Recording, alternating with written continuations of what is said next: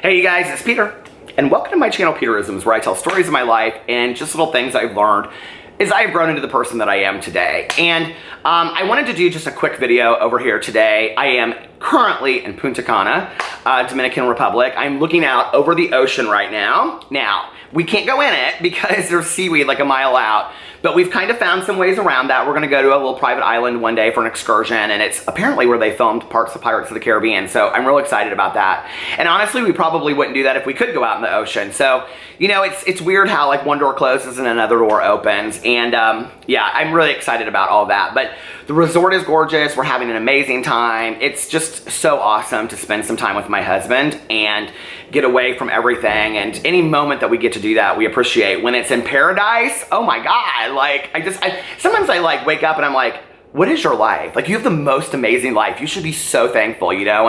And that's where I try to live most of the time, is in that gratitude of what an amazing life I have. And so I was laying on the beach, and I've got so much sunscreen on, and I'm still kind of getting dark and red and burnt a little bit. And so I was like, I'm gonna take a break and go up and film some videos. And there was something that happened yesterday that I wanted to talk about today, especially when I look at the world and I look at my life as having, you know, my life is beyond my wildest dreams. I have the most amazing life, and I don't ever want to forget that.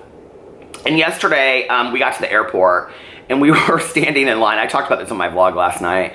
We were standing in line, and there was this couple that came in behind us. Now, we're like doing this through a travel agency, so it's like a chartered plane. And this couple behind us, I mean, as soon as they got there, there was a long line. It took us an hour to get through check-ins.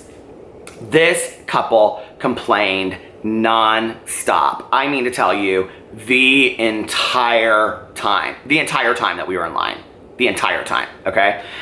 For an hour, non-stop. Not only that, they made some rather offensive remarks, which I will probably talk about tomorrow. But you know, my mom always taught me, be careful who you're talking about in public, because you never know who's behind you or in front of you. And that had actually happened to her one time. She was like sitting in a restaurant, and some kids were making fun of me, and I mean, she never confronted it, but she was sitting there and she heard it, and it was like painful for her to hear that, you know? And because I had sheltered my mom a lot from any of the kind of bullying that I went through. So when you're in a public place and you're talking about other people, or you're talking about complaining publicly, you know, you're affecting people around you.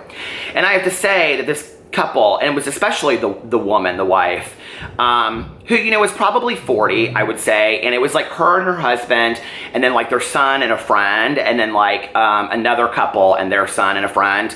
And so we were sitting there, and we were like walking through line, or waiting in line, and they just were constant. She's like, oh, I wish we were, so we're going like this chartered plane, okay? And she's like, oh, I wish we were flying Delta. Delta's the way to go, and all this. I mean, it just was nonstop.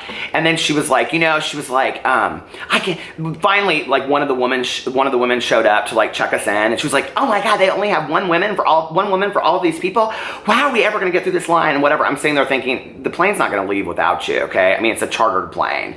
So it was just non-stop bitching and complaining the entire time. I mean to tell you, the entire time. And Alex could tell it was really affecting me. And you know, Alex is somebody that's very calm and peaceful through all of this kind of stuff, and it just didn't affect him at all. And it was funny because there was a couple in front of us, and they were probably, I don't know, 5 or 10 years older than me. And I could tell the woman was kind of like turning and listening to this woman, and we were kind of like side-eyeing each other the whole time. Now, I have to tell you, Peter Monn did a very good, I was good through this whole thing, okay? Because I struggle with that negativity and that complaining. I can fall into it like that. And I really can, you know? And that's one of the things, as being somebody, you know, that like I've talked about, like alcoholics and addicts, I think we are genetically programmed to look at the world as glass is half empty. And maybe she had some of those issues, I don't know. But you know, for me, I always want to fall to the negative of things. And so it's a little bit more work that I give it. Granted, today it's not as hard for me because I've worked on it so hard about being positive on a daily basis. But if people around me are being really negative and complaining, like I can fall into it that was a good snap. I can fall into it that quick, you know? Like if they're complaining, I can go, yeah, this line is long, right? And I was in my head, and I was like saying the Serenity Prayer over and over and over again. I was like, you know, grant me the serenity to accept the things I cannot change, courage. You know, I was saying it over and over and over again in my head, and I was like, okay, stay positive, stay focused, you're going on vacation, this is wonderful. And it was like the teacher from the Peanuts, you know what I mean, in my ear constantly. And it was interesting because at one point, as we were halfway through the line, the woman behind me, she finally just shouted out, she goes, "Fuck this." And I was like, under my breath, I go, "Jesus." And the woman in front of me, she turned around and she goes, "Right?" She goes, "I mean, I don't know about everybody else, but I'm here to have a good time." And I thought about that, in the grand scheme of the world, you know, and in life. There's a lot of things that we can't avoid. There's a lot of tragedies, there's a lot of sickness and illness that goes on, not just in our lives, but in the world in general. There's a lot of really nasty shit out there, right? But today in my life, I'm here to have a good time. I'm here to enjoy life, the best of my ability, with all the tragedy and the sadness and all the things that occur, you know? And today, I don't have a lot to complain about today. And I need to be real grateful for that, you know what I mean? Because I don't know what my circumstances are gonna look like tomorrow, or a year from now, or 6 months from now. And so, if I'm not in that condition of tragedy and a just horrible life, I need to be very, very grateful for the life that I have today and not fall into that negativity. And I didn't allow it really to affect me much yesterday. I mean, it kind of did a little bit throughout the day, but I was able to pull out of it. And I'm so thankful that I have a husband that is so calm and peaceful in moments like that. He really doesn't let it affect him.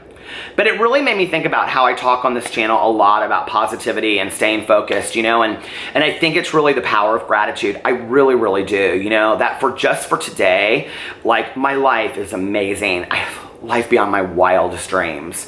And, you know, I have to remember that every day because I don't know, and it could change like that. And this life that I'm so thankful for, I have to be so appreciative of it, of, you know, even just the smallest things, because they put the larger things in context and they make my life just absolutely magical. I love you guys so much, and I will see you tomorrow. Bye.